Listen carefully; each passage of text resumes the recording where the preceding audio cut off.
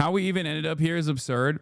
I think many people will say Trump is the reason for this. I think that's incorrect. I think Trump is simply the accelerant. Trump is giving the much needed push to all of these other periphery countries by behaving in this inconsistent and irrational manner. But global designs such as this one do not exchange hands overnight. This has been a long time coming.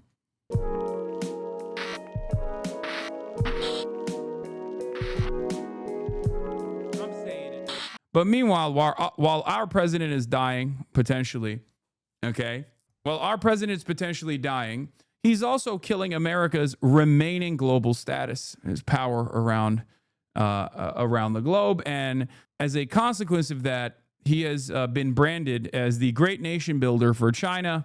And of course, other leaders are taking up that power void that remains.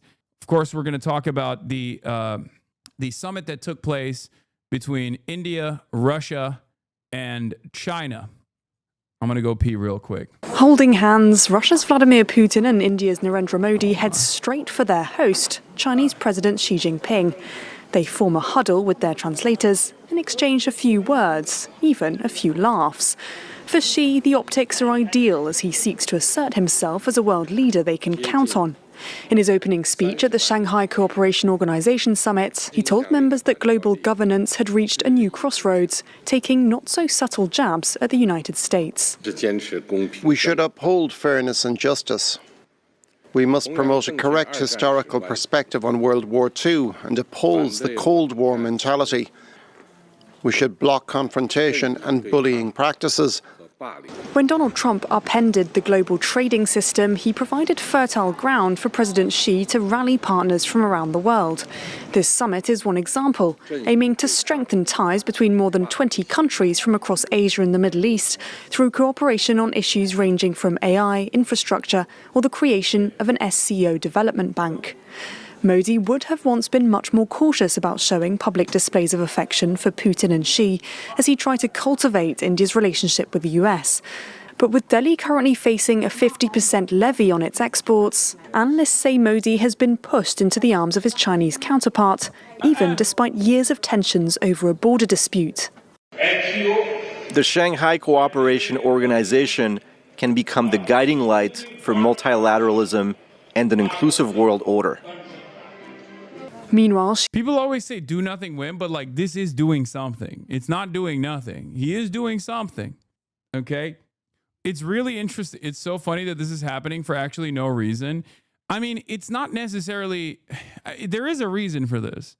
Part of that is because Donald Trump is in this unique bind where on the one hand, he must, for the foreign policy decisions of America, for the State Department, he has to apply pressure to Russia, because Russia is delivering a significant blow to American hegemony by, disrupting the power that America had as the world police, right?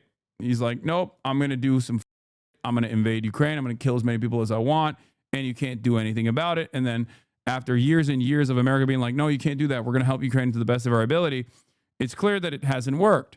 But on top of the existing sanctions, there is obviously another sanctions package that Donald Trump could potentially entertain. This sanctions package is against India, because India is basically now assumed the role of a mediator for Russian oil and Russian energy to enter the international markets to avoid the sanctions, right? Problem is, India is also a key ally against China. India is supposed to be the bulwark against Chinese socialism, growing Chinese socialism in the region, growing Chinese power in the region. So you can't really sanction India, especially at a time like this, as I have described time and time again. Trump knows this. So even the mere threat of sanctioning India is enough for India to go back into the hands of China and maybe even leverage America by exhibiting a closeness to China to get more favorable deals out of the United States of America. And that's where we're at.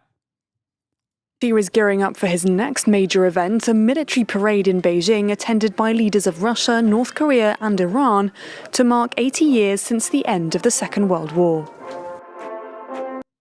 Chinese President Xi Jinping opened the Shanghai Cooperation Organization Summit in Tianjin by calling on leaders to work harder to forge a new world order.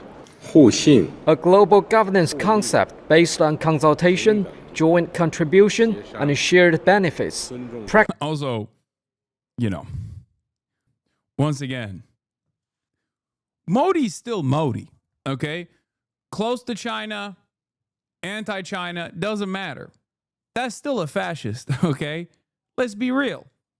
This is, in some respects, like if Xi Jinping was developing closer ties with Israel. It's not the same as Israel, but Modi is Modi I would say is like closest in ideological alignment to a country like Israel or a leader like Benjamin Netanyahu.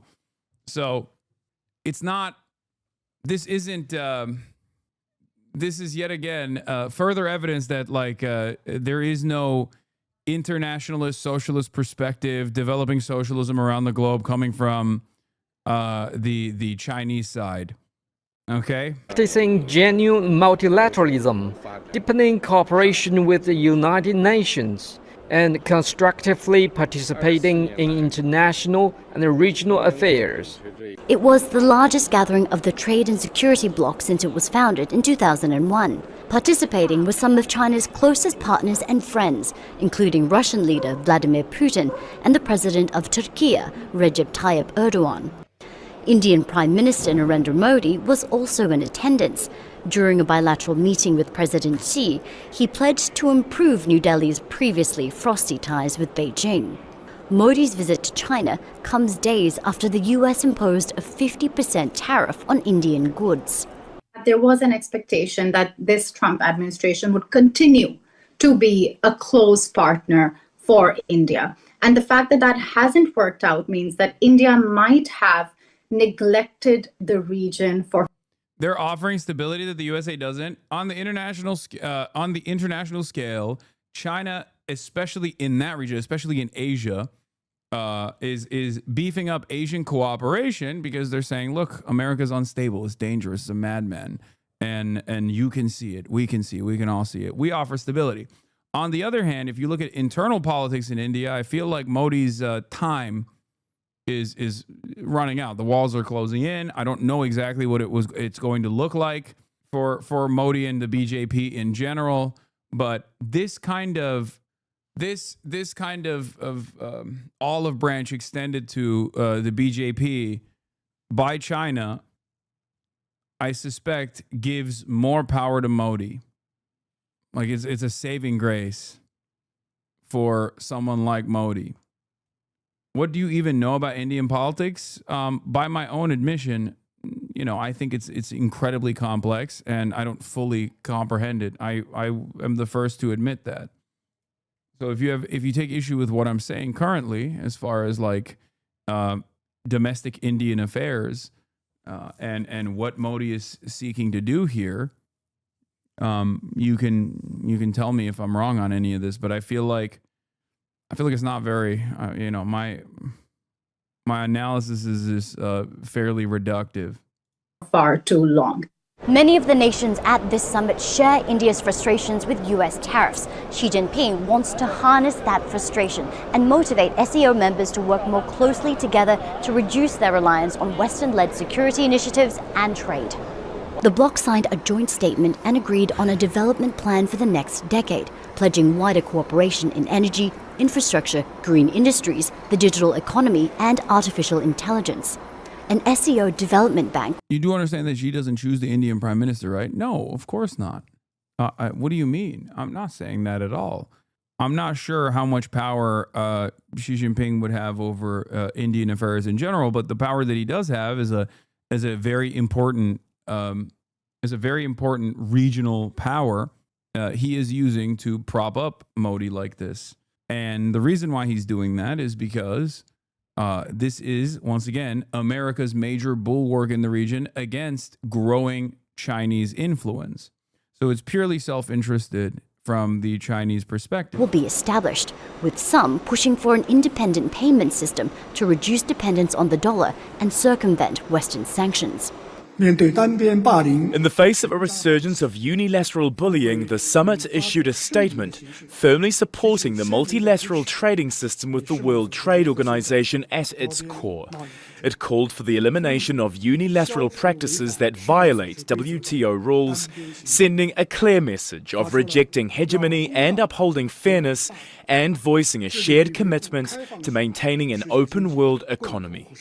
China has pledged to provide $218 million in aid and loans to member states and expand educational opportunities. Numerous meetings were held on the sidelines, which provided an opportunity for Putin to brief Modi and Xi on his summit with US President Donald Trump in Alaska last month, a meeting he said he hoped would pave the way to peace in Ukraine. Katrina Yu, Al Jazeera, Tianjin, China. Don't miss out. Get the full picture. Subscribe to Al Jazeera for reliable. We're trade maxing. New comments from Chinese leader Xi Jinping, who took a veiled dig at the U.S. as he promoted his vision of a new global order. Xi told leaders at a major summit, quote, "The house rules of a few countries should not be imposed by others." He said more as well. We should advocate for an equal and orderly, multipolar world and a universally beneficial and inclusive economic globalization, and make the global governance system more just and equitable. What truly interesting is who was there rubbing shoulders with Xi. Russia's Vladimir Putin and India's Narendra Modi all shared a laugh with the Chinese leader on the sidelines, really almost literally. Dude, I don't understand one thing here. Like, if I'm a remotely competent European leader, I'm trying to bring Chinese investment into the European continent to the best of my ability. Okay, I'm trying to set up as many cooperation agreements with China as I possibly can. I'm like petitioning the EU to be like, dude, we got to lean into this China shit. It doesn't make any fucking sense that you're looking at the situation and the lordship over there is demanding more in tithing from you, and all of these leaders around you in Europe are going, yes, sir. Yes, master. We will give you whatever you want to America. Like, there is no way out of this. There's no way out of this without like leaning into the same exact leverage point that every other global South country has leaned into, which is developing separate agreements with China. Like, even if you're not going to fully cooperate with China, it doesn't make any sense that you would not at least try to get a better deal out of the United States of America by leaning in that direction in the same way that like even India is doing, you know? And I genuinely don't see it. I don't understand it. And if you talk to like Europe politicians, if you talk to European politicians, if you talk to politicians that have existed under the security banner of America in any NATO nation, they literally are just like, nah, dude, you cannot trust the Chinese. Straight up. You cannot trust the Chinese ever. That is unironically their position. They're like, look, America is great. It's helpful. It's helped us. It helped us prosper post World War II. We were really scared about, socialism growing. We did not want that to happen. That's why we found ourselves in the comfortable bosom of American security. But like in the EU especially, or even in like Japan, on the one hand, there are obviously because of its proximity, there are a lot of important trade relations with China. But in the EU, while there is important trade relations with China, they are totally, it's a non-starter. The notion that like you would ever do any sort of like leaning towards China is a non-starter. Even if it's a point of leverage. Rubbing shoulders. For Modi, it was his first trip to China in 7 years. Let's get right to CNN's Ivan Watson, who is in Tianjin. Sweet Bear, bro, China is the enemy here, and I've never had a politician explain why. I mean, the question remains, the USSR was the enemy as well. It's just like, what's the reason? Because like everything you could point to the USSR with respect to USSR being the enemy, America has done tenfold.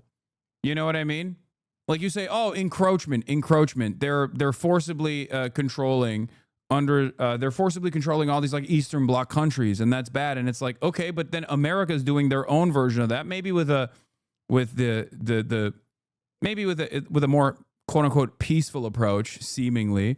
But as far as like imperialism goes, they continued that tenfold, propping up military dictatorships, propping up fascist dictatorships, overthrowing people's interest in maintaining their own sovereignty, autonomy, voting democratically for, social democrats or socialists, God forbid.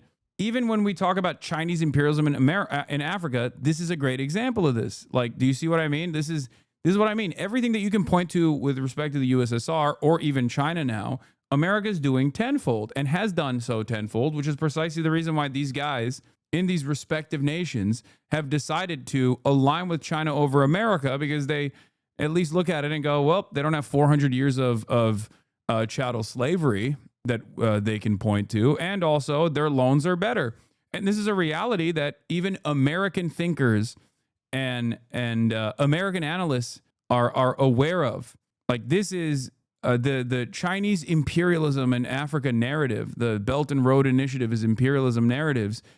They got a lot of play in the DC think tank foreign policy sector for quite a while. But the new meta now is to actually recognize that Chinese loans offer far more favorable conditions than the IMF and the World Bank ever could. And there's a lot of loan forgiveness that comes along with it as well. And therefore, you have thinkers that write for, Foreign Policy Mag and stuff like that openly will say, we have to get better. We have to deliver better, more peaceful, and less interventionist loans than China is doing, than China is offering. The Shanghai Cooperation Organization SCO summit in Tianjin is a key gathering for Iran after the U.S.-Israel war. Tehran is set to deepen its relationship with China in a way it hasn't before, moving beyond its past short-term crisis-driven outreach. This is SCO's largest summit since its 2001 founding. Over 20 countries plus at least 10 international bodies, including the UN Secretary General, are present. The scale reflects how China is filling the gaps left by Trump's disruption of the global order. For Iran, the timing is crucial. The E3, Germany, UK, France just triggered the snapback of UN sanctions. Iran is still reeling from the aftershocks of war with Israel and the US. Significantly at Tianjin, SCO leaders condemned the US and Israel attack on Iran in June.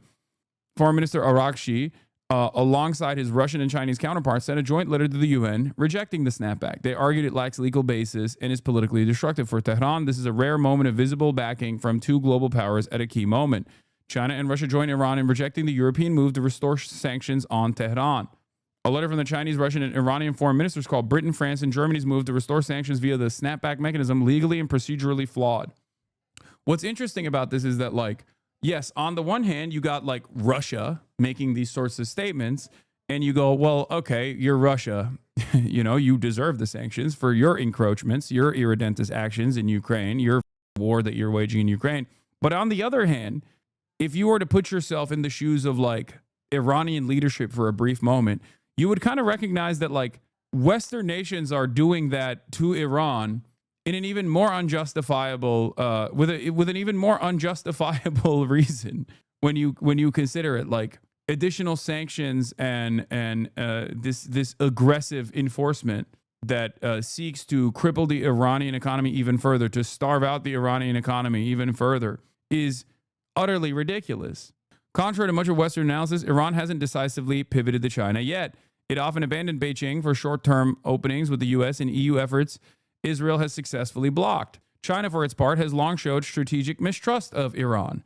Even Xi Jinping's 2016 $40 billion offer for rail, refiner, and power plant investments was sidelined. Iran gave South Pars contracts to total over Chinese firms after the JCPOA. The 25-year roadmap proved symbolic for Iran. Beijing saw Tehran turn to it only in times of crisis. But Iran has always been unimaginably invested in maintaining sovereignty. Okay, I'm not making an assessment on whether this is good or bad. I'm just telling you that they've always chosen sovereignty and also leveraging the reverse relationship that they don't even have with Western powers against China with regular frequency.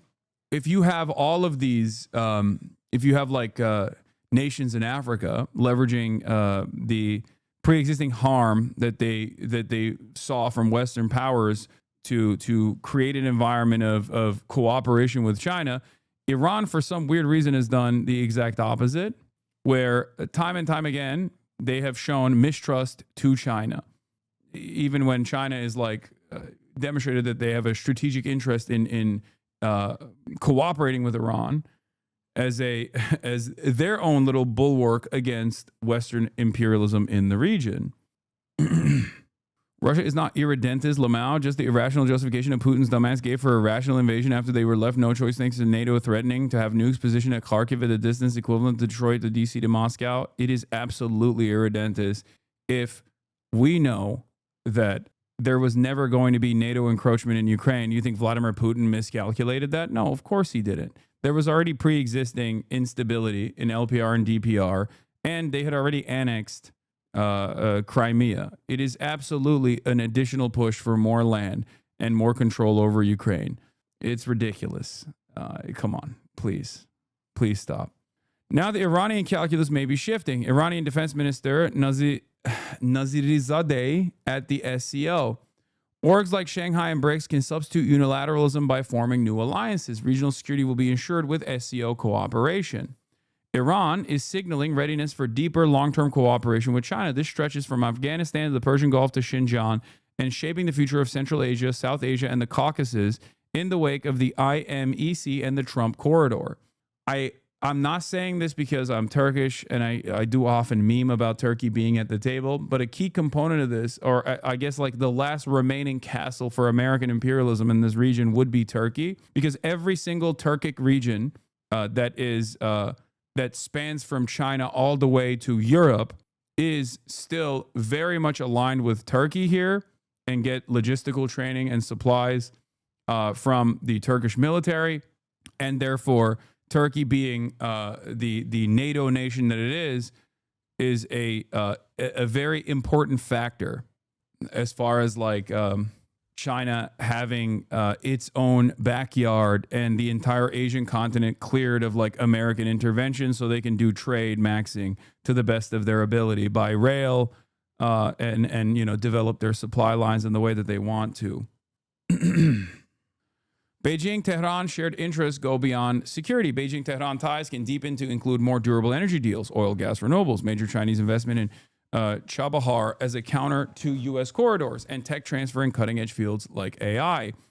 At the SCO summit, Pezeshkian welcomed China's call for reforming global governance. He backed SCO financial cooperation to cut dollar dependence, new rapid crisis response mechanisms, SCO Strategic Studies Center, Chabahar linking China, Central Asia, and the Indian Ocean.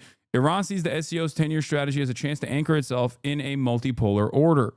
Beijing's support in infrastructure and defense will hinge on Tehran showing long-term commitment and on how the U.S. and Europe will engage with Iran. China's invitation for Iran to its World War II Victory Day military parade while excluding Israel, the U.S. and EU, Saudi Arabia, and the UAE is telling. The message, Iran is part of Beijing's envisioned multipolar order. How we even ended up here is absurd. I think many people will say Trump is the reason for this. I think that's incorrect. I think Trump is simply the accelerant. Okay? That's Despite it. a long-running... I think Trump is simply the accelerant. Trump is giving the much-needed push to all of these other periphery countries by behaving in this inconsistent and irrational manner. But overall, like, global designs such as this one do not exchange hands overnight. They don't, you can't turn the tide of history with one leadership over the next. It's not like this has been a long time coming. This is decades of sanctions and America basically turning China into the manufacturing hub of the entire planet. It's a long time. That gave China a tremendous political influence and power because it caused it basically made China intervention proof because you can't destroy your own manufacturing hub. It started with the shit talking during COVID that started the polarization. Biden wrapped up. No. It's far before COVID. No. This is far before COVID. COVID could be seen as another accelerant, and Trump certainly is an accelerant. But I wouldn't say that it's like one singular event. But it definitely... Ne oldu, gittiler mi? Niye gelsin orada oynasın onlar? Okay, gitsin ıslansın. Bırak sen. Açık kalsın, sıkıntı yok. Yeah. Is that a Jeffrey Epstein tattoo on his hand? Yeah, he loves him. He loves Jeffrey. Anyway, let's look at TLDR News Global. Why China's economy is stalling. Property crisis and Trump's unprecedented tariffs, the Chinese economy has held up surprisingly well. Domestically, declines in property investment have been mostly offset by increased investment in high-tech manufacturing. And while exports to the US have fallen somewhat, they haven't fallen as much as you might expect.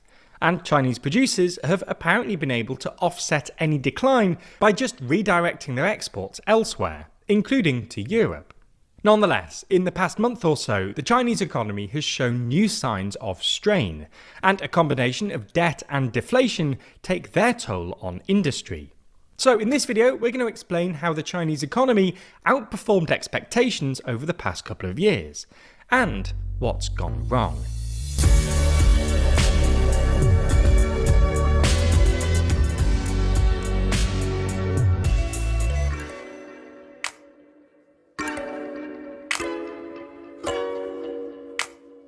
Have you ever wondered how much money TLDR makes each year? Or who's funding our journalism? Well, we think transparency is super important.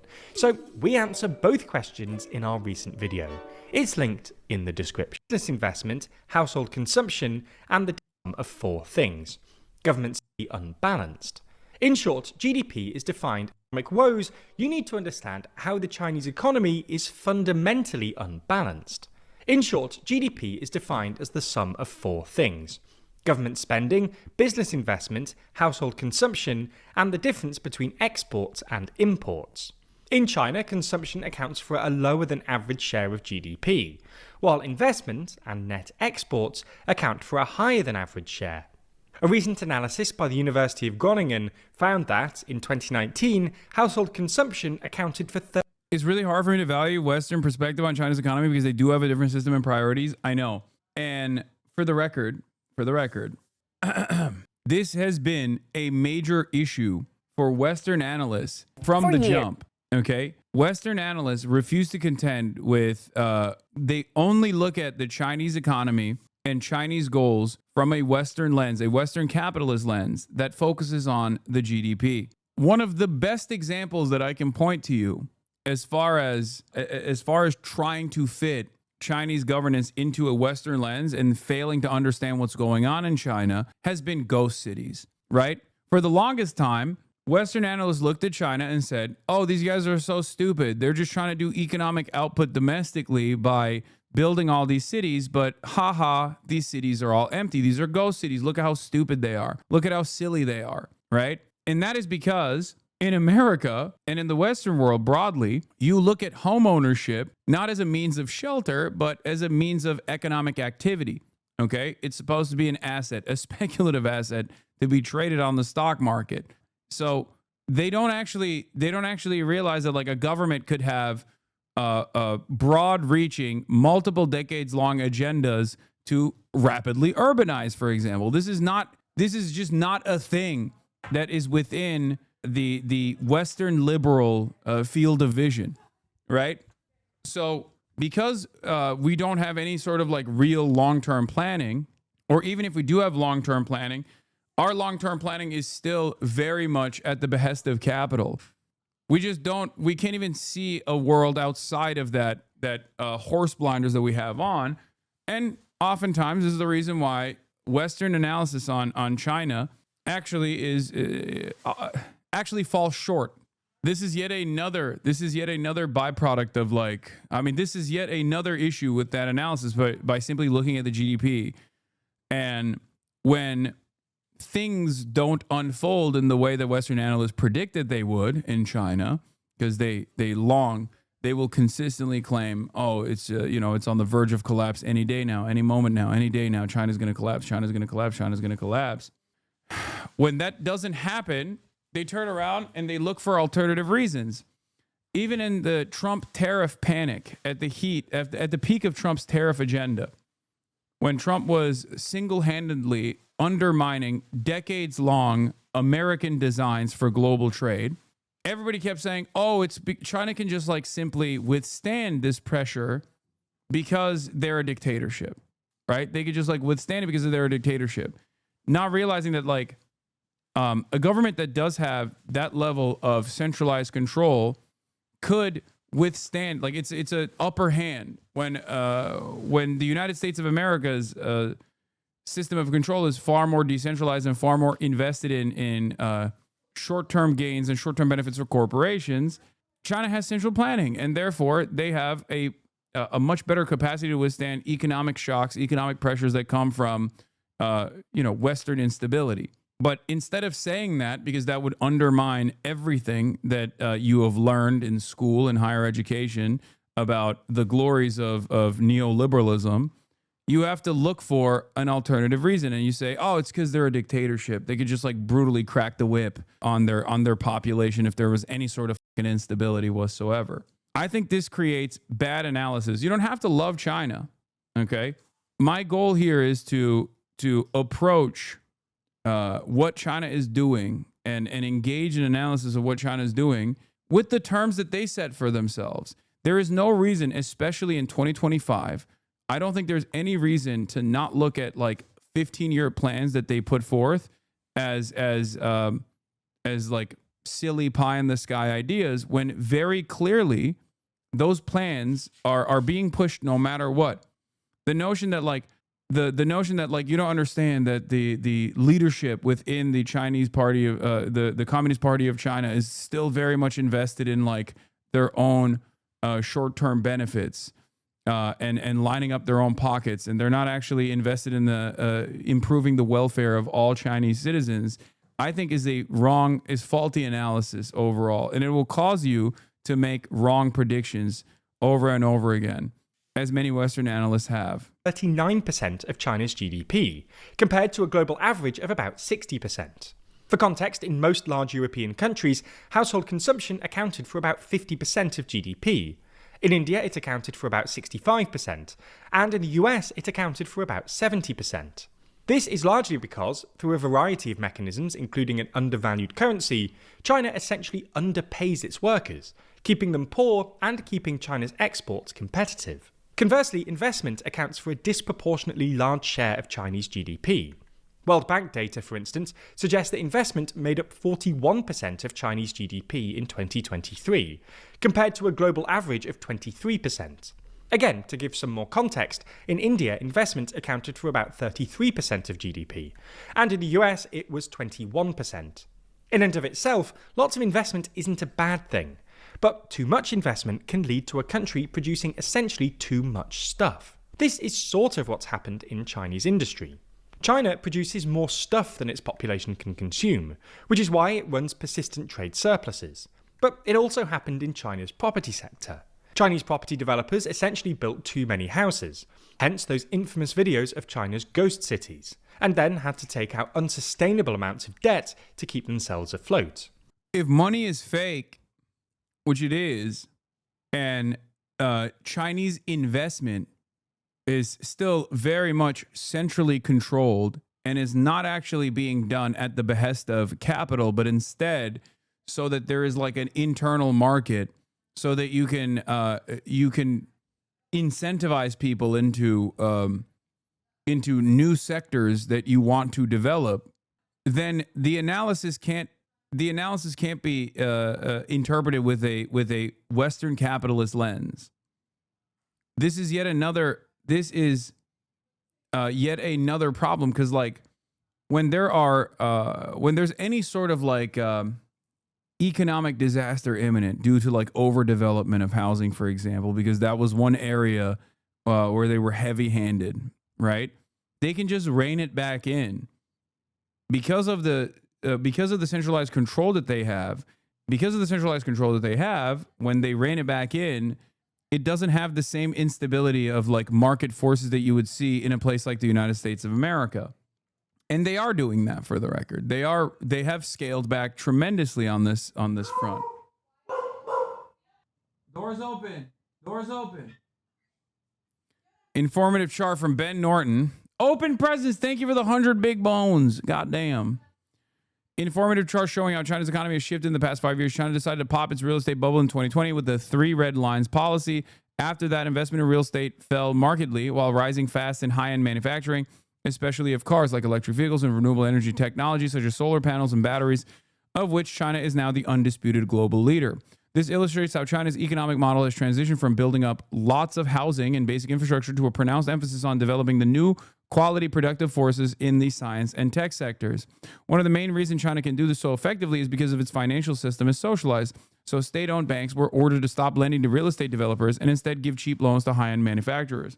So basically what they're doing, at least by my estimation, and I'm no expert here, but basically what they end up doing is like they use capitalism or like capitalist market forces like a sleeve.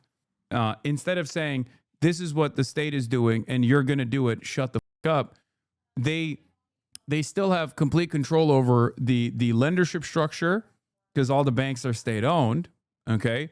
And they use that to create a positive incentive structure for people to lean into certain sectors. And people take their notes from this, but ultimately, while the winners win big, the losers don't actually end up losing so tremendously as they would in a Western country.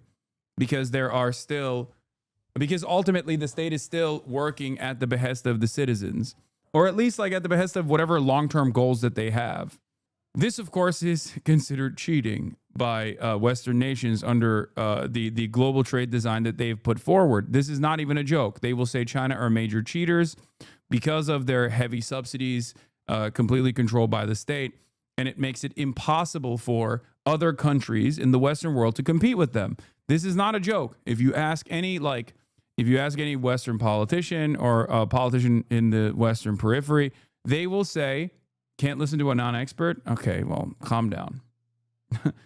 Get an expert on. Can't listen to a non-expert. I'm over here talking about how the experts in the West are getting this wrong, and you're over here yelling at me. I'm a Twitch streamer, okay? What you see is what you're going to get. Calm down. Now, the irony here, of course, is that the best possible way to compete with China from Western countries is to become more like China. But they won't do that because their entire system is designed to not be like the Chinese system, where the government controls the flows of capital rather than capital controlling whatever the government does. Okay? That's the major problem, because if their entire society is designed around sicking the free markets on their own populations, there's no way where they could turn into a command economy, a centrally planned economy, in an effort to even compete with Chinese manufacturing around the globe. I'm an expert, and I say this is bad. They should have collapsed their entire economy over a failing real estate industry. Yeah. U.S. economist Michael Pettis, who has incorrectly predicted the failure of the Chinese model for over a decade, is complaining that the Chinese policymakers avoided a recession by popping the real estate bubble and redirecting investment into manufacturing. This is not a bad thing, but a good thing. It also means that not only Chinese consumers, but the entire world have access to very low-cost green technologies like solar panels, batteries, and electric vehicles, which is obviously another good thing in order to combat climate change. Sure, Chinese companies are paying part of the cost as their profit margins have fallen significantly, but if we're serious about reducing carbon emissions, this is a positive externality. Here is an expert. But why China's GDP growth didn't slow at all? Why? Because Beijing didn't allow the decline in property investment to translate into lower overall investment. It solved the decline in property investment by engineering a surge, almost RMB for RMB, in manufacturing investment.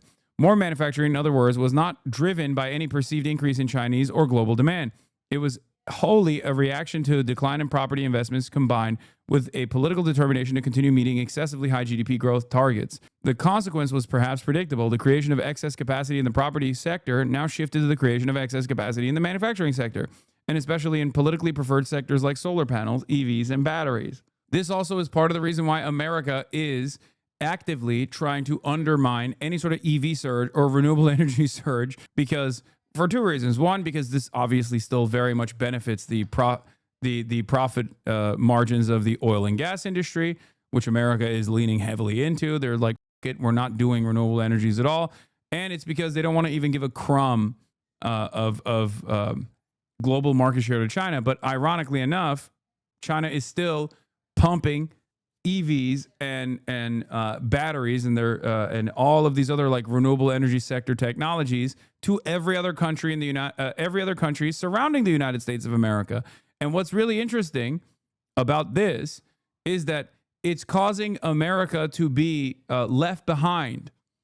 We are actively refusing to move into this new growth sector, which for many decades was a major area that required investment, as many renewable energy loyalists would tell you.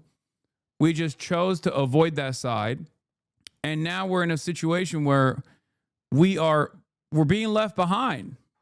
Like, even if you weren't going to allow Chinese goods to flow into the country on this side because you're worried that it benefits the Chinese economy, you could have at least like invested in R&D. You could have tried to poach scientists. You could have tried to focus on building a robust renewable energy infrastructure, a manufacturing and manufacturing facilities all around the country for this new sector, this growth sector, as opposed to this finite good that is fossil fuels. This is an issue that far predates Donald Trump, mind you. That's why I say Donald Trump is an accelerant and not necessarily the major factor here of China's global dominance on these important renewable energy sectors. And it's a larger issue. It's a far more consequential, far larger issue than one president. Okay, no matter how impactful or divisive he may seem, this is an issue of capitalism. As you might remember, to remedy this, in late 2020, the CCP introduced the so-called 3 red lines, which essentially limited how much debt developers could take on. This was terrible news for heavily indebted developers like Evergrande, and triggered a dramatic slowdown in China's property market. Now, usually you'd expect this sort of slowdown to lead to a decrease in overall GDP. After all, a property crisis would usually mean a reduction in investment, as developers pare back construction, and potentially a decrease in consumption, as homeowners cautiously pare back their spending in reaction to declines in property prices. However, this didn't really happen. Instead, as this very helpful graph by Brad Setzer at the Council on Foreign Relations neatly illustrates, investment was essentially redirected from property into manufacturing and infrastructure. This was largely a consequence of the CCP's practice of setting GDP targets for provincial governments. For context, unlike the rest of the world, where GDP growth is measured as an output of statistical authorities at the end of the year, in China, the central government sets GDP targets for provincial governments at the beginning of the year. In other words, GDP isn't just an output, but also an input. Under pressure to hit their GDP targets, local governments essentially just redirected their investment spending from property into other industries, especially politically favourable ones identified as new productive forces by the CCP. Yeah, but this right here is basically, this is what I tried to describe as like using capitalism as a sleeve, right? Using the incentive structure, using the positive incentivization structure that exists within like controlling flows of capital in a centralized economy. China is able to redirect its entire economy to go towards new growth sectors that they think are important to invest into. Under different circumstances, like in the way that we imagine like the gray Soviet era USSR level of control, this would be done at the barrel of a gun. You know what I mean? This would be like, this is what we're doing. Going forward, you're building Ladas, okay? It's Lada time. And then people are like, no, but I don't want to build a Lada. I want to, keep building homes or something. You know what I mean? And you're like, no, you're building a Lada. Shut the fuck up. And instead of doing that, they're just basically controlling the money. they're using the positive incentive that exists. People will say they're choosing winners and losers in this regard, but if everyone is on board, and if everyone understands that this is just how they move their economy, then you just have to look at the overall well-being of the citizens instead as a better metric for success. Are their material conditions improving? And the answer is yes. For a while, this strategy seemed to be working. While there was indeed a mismatch between consumption and production, Chinese producers were able to bridge the gap with exports. In other words, selling their surplus to foreign consumers. This helped boost GDP growth and allowed China to establish market dominance in high-tech industries like EVs. Even when Trump's tariffs kicked in, which obviously made it harder for Chinese producers to sell to the US, exports held up impressively well, with Chinese exporters redirecting their surplus to Europe and other markets in Southeast Asia and Latin America. You can see this if you break down China's most recent export data by region. While exports to the US have indeed fallen compared to 2024, exports to the rest of the world have held steady or increased. However, this strategy always felt somewhat unsustainable. Other countries were neither economically able nor politically willing to absorb China's surplus forever.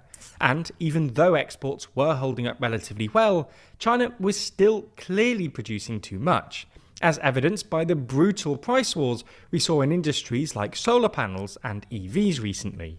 Price wars aren't necessarily bad, but in China they contributed to the pre-existing deflation crisis and encouraged affected companies, and the local government supporting them, to take out unsustainable amounts of debt in an attempt to survive the price wars. This is a big reason why China's total debt now stands at over 300% of GDP, up from about 200% only a decade ago. Anyway, it now looks like this strategy is indeed running out of road. Prices can't go much lower, and affected companies can't take out much more debt, which is why, according to the latest data release from China's National Bureau of Statistics, in July, growth in both manufacturing and infrastructure investment declined dramatically.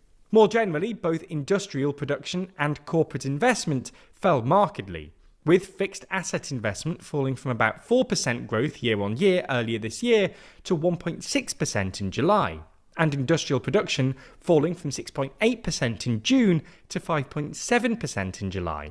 This is in part because domestic demand has weakened further, with year-on-year growth in retail sales falling to a 6-month low of 3.7%, presumably at least in part because consumers are responding to deflation by paring back their spending.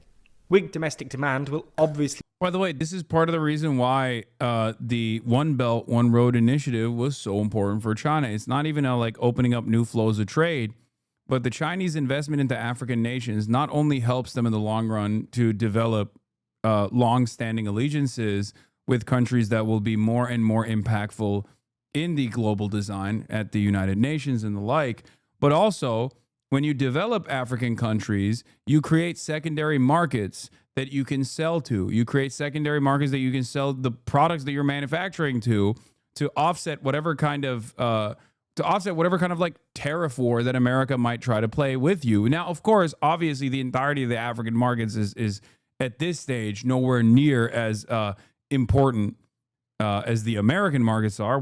If China is the manufacturing engine of the entire planet, America is the consumption engine of the entire planet. It's the richest nation. It's the one that buys all the treats, right? That is the design. But that is the other reason, at least from the Chinese perspective, into developing African countries specifically so that there is a market that they can sell products to. Again, trade maxing. Make things even harder for China's embattled producers because, well, weak demand makes it harder to sell stuff. Weak demand also seems to have restarted China's property crisis, with home prices in urban areas, which seem to have stabilized somewhat in late 2024, resuming their declines in the past couple of months. All in all, this is yet more evidence that China needs to boost consumption as a share of GDP. Excessive investment, whether it's in property or manufacturing, seems to be ultimately unsustainable if it's not matched by domestic demand. More consumption. No, literally, they look to what's going on in China as like a major a problem because like they can't, like from a Western perspective, they can't boost domestic consumption, and that one of the things that they always say is like that the Chinese people save too much. And would both rebalance the economy and perhaps even ease trade-related tensions with the rest of the world. After all, more domestic demand would mean both fewer exports, and thus less risk of the politically toxic overcapacity we're seeing at the moment, but also more imports from foreign producers, which would encourage other countries to see trade with China in less zero-sum terms. Now, other China-related news has been covered across the media landscape, including Xi Jinping's planned hosting of Kim Jong-un for China's military parade next week, with 147 sources reporting on it. Taking a closer look, you can see that 20 of these sources come from the right and 40 of them come from the left. It's clear that there are some differences between each side of the political spectrum, with right-leaning outlets focusing on... Okay, hold on. Here, this is another one. This is a better... Money and macro. China's increasingly bizarre economy. This seeks to understand. The Chinese economy seemed unstoppable. Now people are spending less. The all-important housing sector is in a downturn. A China, then, that is booming, according to its latest economic figures. Okay, it's official. China's economy is getting weirder and weirder. On the one hand, it is showing all the signs of a Japan-style slowdown. It is plagued by deflation, youth unemployment remains stubbornly high, and the government is introducing more and more stimulus measures.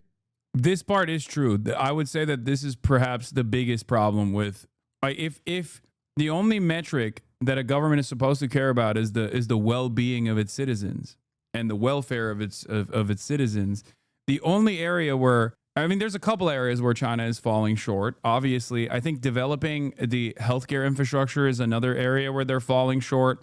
But youth unemployment is definitely, as far as I've seen, youth unemployment is definitely a major issue. To try to get people to spend more. And yet, at the same time, China's economy seems to be experiencing a second economic miracle of some sorts.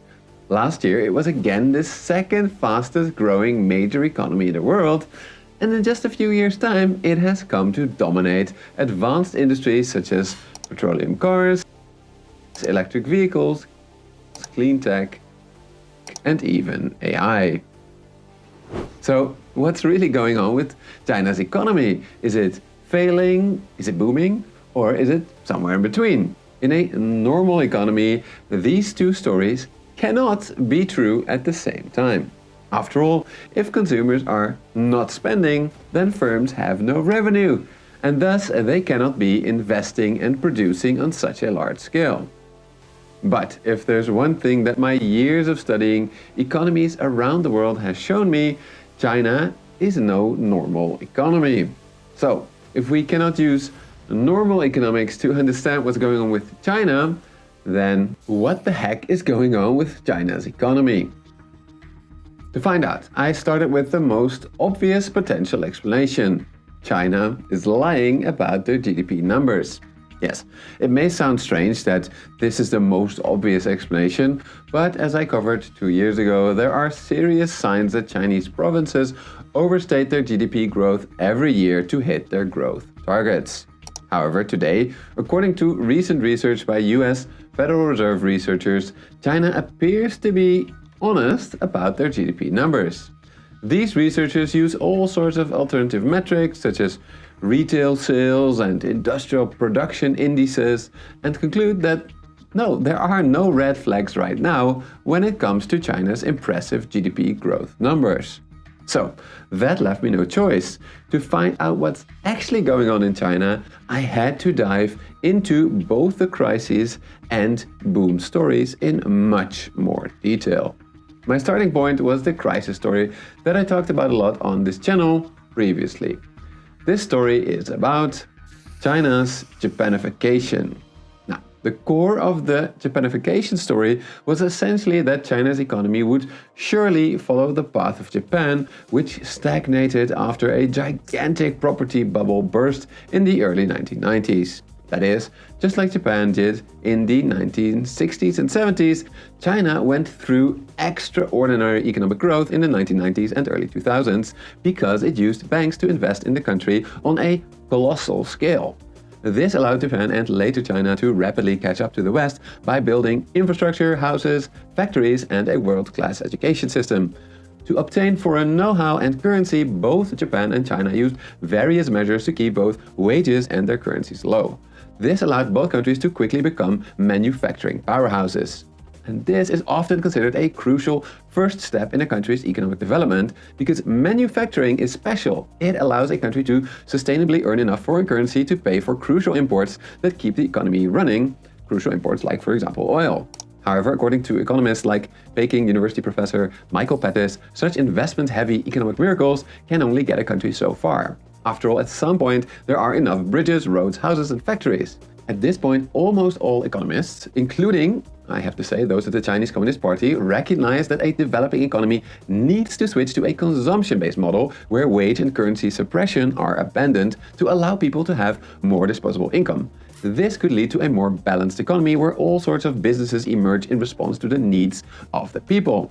These types of businesses are often service sector businesses, such as, for example, theme parks and cafes. Developing a thriving service sector is really important for any modern economy because the service sector can employ way more people than advanced manufacturing does. So essentially, the idea is that any economy starts out agrarian, then rapidly industrializes, and then finishes its development by developing a thriving service sector, which employs most people. For example, in the UK, a whopping 95% of workers work in the service sector, even though it only accounts for about 78% of its economy. Now, to achieve these transformations rapidly, a government tends to give certain privileges, like tax exemptions or subsidies, to the sector that it wants to develop next. However, this also means that for the next stage of the economic transition, privileges need to be taken away from the previously dominant sector. This is why transformations between development stages are easier said than done. Often the owners of the preferred last sector have a lot of political capital now, meaning that they resist the transition. For example, Argentinian farmer oligarchs have long resisted the transition to industrialize. Similarly, now China's powerful industrialists, whom many of are high-ranking members of the Chinese Communist Party, are resisting the transition to a consumption-based economy because it would reduce their relative power. But what if there is a simpler option? One that can just make everyone richer. One that will allow people to spend more and to keep the economy growing without taking wealth away from government and manufacturing elites that have profited from the previous investment-led growth model. Believe it or not, but in macroeconomics, that option actually exists. And it is called blowing a housing bubble. Here's how you can get one started. The first step is to get rid of conservative regulations that prevent the housing market from taking off. Second, you make it easier and easier for banks to supply mortgages to households. And then it's easy. Just sit back and relax as the following positive feedback loop starts making everybody in your nation feel rich. As more and more households borrow from the banks to speculate on the housing market, house prices will inevitably be pushed up. This will make homeowners feel richer, encouraging them to borrow and speculate even more. Of course, banks will be happy to help them out, as they have lent against the collateral of these houses. So if one borrower was not trustworthy, the bank can just take the house. After all, it only keeps going up in value. Crucially for the economy, rising home prices made both the Japanese and Chinese consumers feel richer, allowing them to spend more freely, just as they might have in their countries if they had chosen to switch to a consumption-based development model. Therefore, the housing bubble years helped sustain high economic growth well after most productive investment. In America, this happens because people use real estate as a speculative asset. In China, it happened because they wanted to build more houses so that they could have rapid urbanization. And instead of telling everybody at gunpoint to build more houses now, the mechanism that they chose to do this in which was the incentives that you gave when you control all the money flows, the incentives you gave to the banks. The state controls the banks, so this is the way that they increase their housing supply. Dude, you're partially right, but the Chinese consumers were also speculating on housing. No, I understand that. I know, which is why when it got to a point where there was too much of that happening, they bursted their own bubble. investments were already done, both in Japan in the 1980s and in China in the 2010s. Sadly, while these mortgages helped push GDP up, they made debt go up way faster, causing debt to GDP to rise rapidly, almost doubling from about 130% of GDP in 2008 in China to roughly 260% in 2019. This was a huge sign that this all was not sustainable. Then, when house prices inevitably started dropping, the virtuous cycle that we saw before became a doom loop. Banks started demanding their money back. Consumers could not fully repay their loans, and therefore they stopped spending their money in the economy.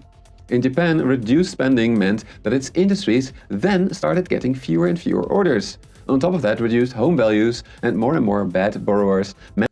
I don't know the exact inner workings of the Chinese healthcare structure, but from what I've read about it, I think it makes me feel like the only reason why they haven't been able to improve the healthcare infrastructure is because they need to eradicate this incentivization structure in its entirety from healthcare and have it just be a government-owned and operated thing. And when there is, when you are trying to positively influence and positively incentivize people into leaning into that sector by way of opening up like new additional investment, you fail to actually build the necessary robust healthcare infrastructure. They can't just like move it, I think, given that there is too much inelastic demand when it comes to healthcare. You are watching a guy who made a video titled "Why Trump's Tariff Chaos Makes Sense Big Picture." I'm not agreeing with this person. I'm just looking at his assessment. And that the banks stopped lending to anyone, including industry. Therefore, industrial firms stopped investing and lost their edge. To keep the doors open, they also had to lower their prices, making it harder for them to repay their debts as well. Therefore, the Bank of Japan eventually stepped in to support banks, consumers, and firms with low interest rates in the hope to get Japanese consumers to start spending again and banks to start lending again. This is the story that many economists, including me, said we'd likely see in China as well. This is the point. This is the turning point in the video where he says, we were wrong. Here's why. And he presents it as, it's bizarre. Okay. But now, just a couple of years later, I can say that it was only half the case. Yes, we've seen the property slump stick around for many years. Yes, Chinese consumers don't spend as much anymore, causing deflation and youth unemployment. And yes, just like in Japan, we are seeing the central bank stepping in with stimulus in a big way. However, we are not seeing this translate into a recession in Chinese manufacturing. Despite Chinese consumers suffering, we are seeing Chinese factories produce more and more, even expanding into risky new sectors such as green technologies and electric vehicles. In all of my years of studying economies around the world, I can truly... I'm telling you, this is exactly like the same failed analysis around ghost cities. Like, they're like, wow, it's so crazy. I guess they're only moving into the renewable energy sector, not because they recognize that as like the next step in our global evolution away from the finite and also world-destroying fossil fuel industry, but instead there must be a different reason. There must be a cynical reason. Oh, it's because China wants to build out. China wants to make cheap, affordable batteries because they just want to sell cheap, affordable batteries. Like there can't be an alternative reason here beyond like fixing the economy, fixing the outputs, and that's it. That's again the issue with this analysis. The issue with this analysis is that like they never want to hand it to the government. They never want to hand it to having like a long-term plan in mind. It just can't be the reason. It must be for short-term profits. Say that I've never ever seen anything like this before. This is why I think it's fair to call this China's second economic miracle. So, how did China do it? I think this graph from National University of Singapore, Professor Bert Hoffman, shows it best. As you can see here, as Chinese banks stepped back from the real estate market when... Like, it's staring them right in the face. Huh? You think they're doing this for moral reasons then? No, China is pragmatic. What do you mean moral reasons? There is no moral reason to want to continue mankind, okay? It's not moral, it's just pragmatic. They're not doing it out of the kindness of their hearts. They're doing it because they recognize that this is an important sector to invest into, because unlike our politicians who supposedly read the literature showing the inevitable doom, the inevitable demise because of our over-reliance on carbon polluting fossil fuel sector, they realize if we want to continue living, if we want to continue surviving on this planet, then yeah, we probably have to change this dynamic. We probably have to invest heavily into R&D. We probably have to invest heavily into renewables. It doesn't have to be like a bleeding heart liberal that's pushing for this. Do you see what I mean? Popped, they started absolutely pumping massive amounts of money into industry. This is a key difference with Japan. In Japan, private banks did not do this because it was far too risky. Similarly, in Western economies, banks absolutely did not go on a lending spree to industry after the housing crash of 2007. But China is no. Economics today resembles Catholic theology in medieval Europe, a rigid doctrine guarded by a modern priesthood who claim to possess the sole truth. Dissenters are shunned. This is not education, it's indoctrination, says Ha Jun Chang. It's true.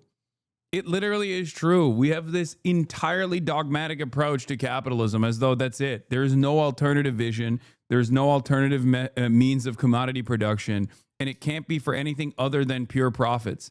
And that's part of the shortcomings in all of the China analysis, is that all of our most well-read thinkers have been indoctrinated into this way of thinking. So the most intelligent guy that you have met will still be short-sighted and will often get things wrong when it comes to analyzing what's going on in China. This is, I'm not the most intelligent person. I'm not the best at analyzing what's going on in the global economy. But the only difference, in the simplest terms, the only difference I have between looking at China with the way I analyze China's actions versus the way that like the average Western liberal thinker analyzes China is that I take what they're saying at face value. I don't think that this is a sinister reason. Like when they say, here's our 15-year program, okay, when they reveal that, I don't look at that and go, there's a cynical reason why they're moving in this direction. It must be because they want to fix their outputs or something. It's like that might be part of the process, but clearly they've done the exact opposite of what Elon Musk has done. Okay, Elon Musk every quarter will just lie his ass off. Okay, and after the 11th time where he is just like overpromised and underdelivered, you got to go, maybe he's not being honest this time. Okay, whereas with China it's the reversal. They literally will routinely fulfill their economic targets. Like with regular frequency. They do it all the time. So at a certain point, you have to think, okay, maybe they're not lying. Maybe this is like genuinely what they're invested in. You know what I mean? Normal economy, because its state is so much more powerful than in Japan or in the West. So after the housing bubble burst, the government essentially stepped in and ordered its state-owned banks to pivot hard and turn on the lending taps to industries that it considered essential for its further economic development. Of course, Chinese consumers are still in trouble, so factories could not sell all of this new stuff at home, meaning that we are seeing deflation in China. However, with so much state support, Chinese manufacturers now had a significant edge over foreign firms, meaning that China's export growth absolutely exploded. So why is China's economy still growing so fast? Why is its industry taking over the world even though Chinese consumers are suffering? It's quite simple. It is an unprecedented lending boom from Chinese banks that are following the orders of the Chinese government in all likelihood.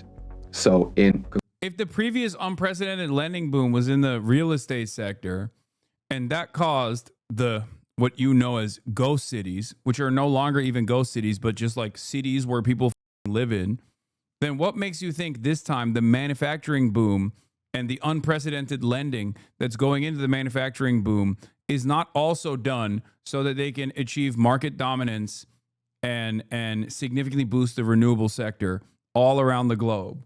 Why is it that it's also being done for some sinister purpose? What happens if the central economy guesses wrong where investments should occur? It's a good question.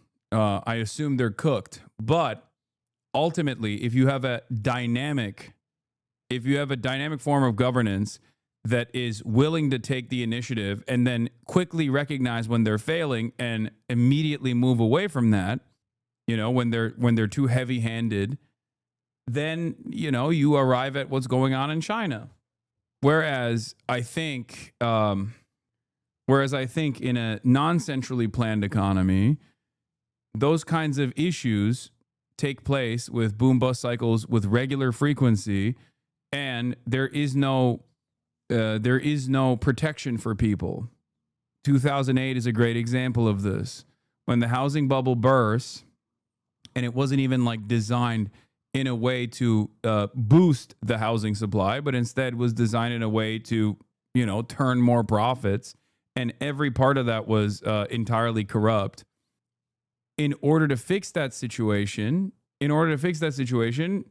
you end up giving golden parachutes to banks and CEOs, and a ton of people actually lose both their life savings and also they lose their shelter. Conclusion. Both stories about China's economy are correct. China is not faking its economic numbers. Its consumers and property market are actually struggling, similarly to how it happened in Japan in the 1990s. However, unlike Japan, China's industries are thriving thanks to massive support by the state. On the one hand, this is truly impressive. On the other hand, it is a really risky bet for two reasons. The first is that Chinese economic growth is now even more dependent on foreigners wanting more and more Chinese products. The US is already closing off its markets. Yes, so far China has managed to actually reroute its exports to other markets. But it is increasingly facing a backlash all over the world as countries like Brazil, Indonesia and India are fearing the demise of their own industries who cannot compete with heavily subsidized Chinese firms. The second reason China's new economic model is not sustainable is that China's debt to GDP ratio is once again rapidly rising. This cannot continue indefinitely. When taking into account household, corporate and government debt, China is now even more indebted than the United States. That being said though, China's total private sector and government debt is still quite a bit lower than that of Japan. So me saying that this is not sustainable does not mean that China's economy will collapse in the coming 5 years. How far they can take this new model, I do not know. But I do think that this was the wrong choice. As I argued in my previous video, for more stable economic growth, China should switch to a consumption-based economic model. And that's not just me saying that. The Chinese Communist Party itself essentially agrees with me, at least that's what they write. It's not what they do, but it's what they write. They are saying, look, we need to prioritize high quality growth. That is growth that does not increase debt to GDP. But whether or not they can do it, I don't know. Especially not given that their working age population is now projected to start declining rapidly in the coming decades. So yeah, what do you think? Let me know in the comments below. And if you want to know, I think they have to intentionally mischaracterize what China does because if they didn't, that means they would have to hand it to socialism, which exactly is the opposite of message they want to send right now. I am not anti-China, but I get very wary when people put moral language on their actions. If you look at what they do in Myanmar, for example, you will see a cold reality of how the state operates, but I'm not saying they're evil. I think they're pragmatic for sure, and the citizens benefit from that. Yes, I will never say that China is a force for good and are operating. No state operates from the kindness of their heart. That's just not how it is. That's just not how things go. China, on the other hand, obviously puts the material conditions improving for their working class above all else. Anyway, but I think more and more, you'll probably start seeing more and more like China hawks, or at least like China watchers in general in the West, take a different approach to this issue. Because if they continue to operate on these like arrogant confines, they're just going to keep finding themselves, making wrong predictions. And maybe 20 years ago, making the wrong prediction about China's inevitable demise was not so consequential because America was still obviously the superpower, right? But now, when you are directing the State Department to take action in a certain way, and that actually allows China more breathing room to operate internationally, that's a far more costly penalty because China does have motion now. That's it. In China with this rather extraordinary summit. Ivan. That's right, and it's wrapping up now. The leaders of countries from across the Middle East and Asia have been gathering in this huge building here. Where they boast that they represent nearly 50% of the world's population, starting to see their motorcades leave now, John. And I think the enduring image is of those leaders of three of the world's largest countries, Russia, China, and India, looking pretty cordial and happy together, and all agreeing that this is a time of global uncertainty, and they're all calling for some kind of newer, fairer system of government. A lot of digs taken at what they describe as a world order that's been dominated too much, they argue, by the U.S. since the collapse of the Soviet Union.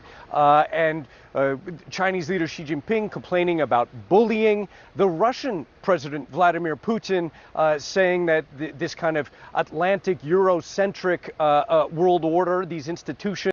To that chatter asking, isn't Canada Dry also on the BDS list?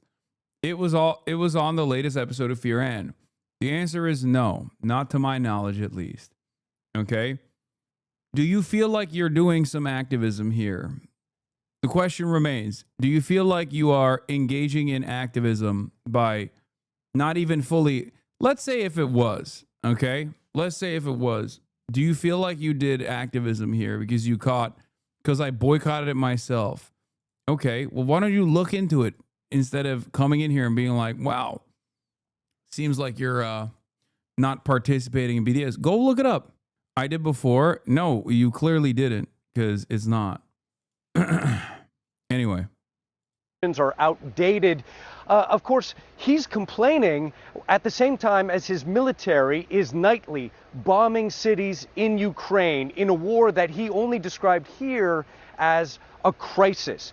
It is notable that the Prime Minister of India was here. He skipped last year's Shanghai Cooperation Organization summit, in part, I think, because of the fact that India and China's relations have been pretty bad. About 5 years ago, soldiers from India and China were beating each other to death in skirmishes in a disputed. Like, even the skirmish stuff that they talk about, like the border skirmishes, is so funny because, like, I've said this a lot before. Their major consequential geopolitical incidents are literally dudes dressing up in riot gear and hitting each other with like sticks and rocks. That's what they're talking about. Whereas when there's any sort of serious military skirmish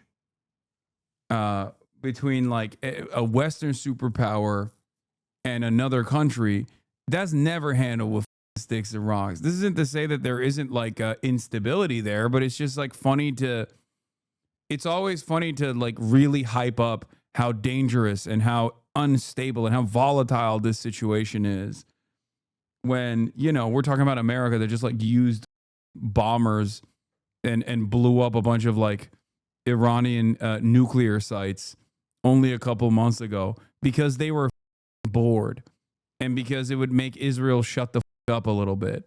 All while, you know, Israel has obviously reduced Gaza to rubble. It just looks kind of silly. I don't know. From where I'm standing, I look at this and I'm like, this is silly. That, or when they talk about like the Filipino boats, like the boats coming out of the Philippines getting sprayed with like a water cannon by like the Chinese Navy. And they'll be like, this is the most dangerous skirmish of all time. It's really heating up. And it's like, there is certainly instability there. Obviously, China wants to bring Philippines into a joint security partnership, and that's like the last holdout in the region for some reason. Who knows? But like, that's nothing in comparison to America's dominance around the planet.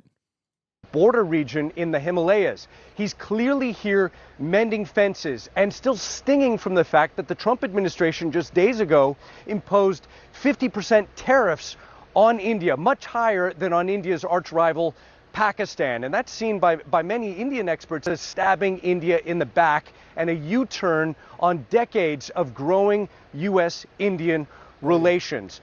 Watch this place closely, because in a couple days' time, China will go from flexing its diplomatic muscles to flexing military muscles with a huge parade, military parade in Beijing. It will be attended by none other. Am I crazy in feeling this is embarrassing for China? They had the opportunity to meaningfully intervene in Gaza/Sudan if they wanted to stand on business, but instead they're siding with Putin to maintain le boo quo. Yeah, I mean, that's just how they operate. That's it. That's always how they operate. I understand. I myself am frustrated. They could do far more in terms of like applying pressure to Israel. But obviously, once again, Chinese intervention in this regard is, or my demands for Chinese intervention in this regard, when they've shown to be far too pragmatic and far too disinterested in interfering in whatever Western events are unfolding that are incredibly bloody and incredibly deadly. It is rather hollow, rather silly of me, an American citizen, to demand that the Chinese government do something when, you know, Israel would not be able to flip one stone in the Gaza Strip without American go-ahead. Than Vladimir Putin and also the leaders of North Korea and Iran. John. Yeah. High symbolism there. Ivan Watson, great to have you. Thank you very much. Bianna? All right, joining me now is CNN senior affairs analyst Kim Dozier. If there's anyone who loves a military parade, Kim, we know it's Vladimir Putin. He's conducted one every year. Bro, I've never seen this community describe Arab countries as pragmatic for their inaction during the genocide and beyond it. Isn't it Orientalist to keep calling China pragmatic? I mean, yeah, we say that the Arab nations are the betrayers of their own regional goals, their own interests and sovereignty, and demands being made by their own populations to intervene to save the lives of Palestinians. Arab countries are also vassal states, beholden to U.S. interest in the region.